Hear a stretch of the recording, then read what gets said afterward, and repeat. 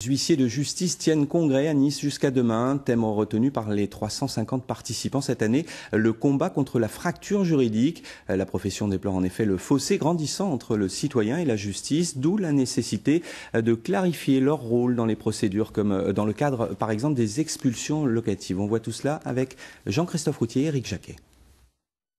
Les lois se succèdent en France et le citoyen, quand il est informé, ne les comprend pas. C'est le constat des huissiers de justice réunis aujourd'hui autour du thème de la fracture juridique. Pour limiter cette fracture, les huissiers de justice souhaitent être considérés comme des médiateurs.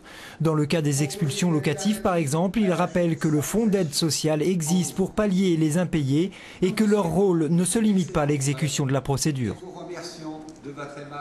Nous avons formé nos clercs et nous-mêmes nous sommes formés pour, dans le contact avec notre débiteur, pour lui donner un maximum d'informations et nous sommes dans l'obligation de lui communiquer ces informations pour essayer de l'aiguiller vers une voie de médiation, une voie sociale on va dire, plutôt qu'une voie d'exécution. Ils espèrent prochainement la création d'un grand médiateur pour être plus proche des usagers et mieux les informer.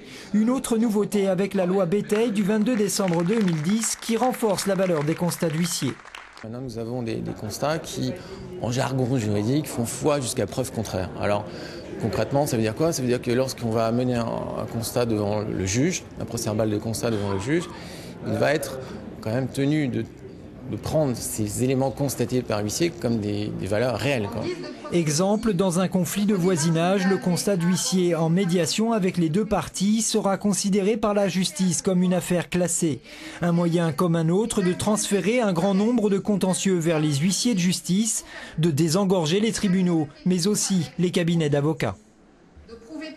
Au chapitre économie, plus d'une centaine d'auto-entrepreneurs dans le Var ont pu l'an dernier bénéficier d'un microcrédit, un type de financement qui leur a donc permis de créer leur entreprise. Nathalie Ramirez et Julie Hulin ont rencontré Karima.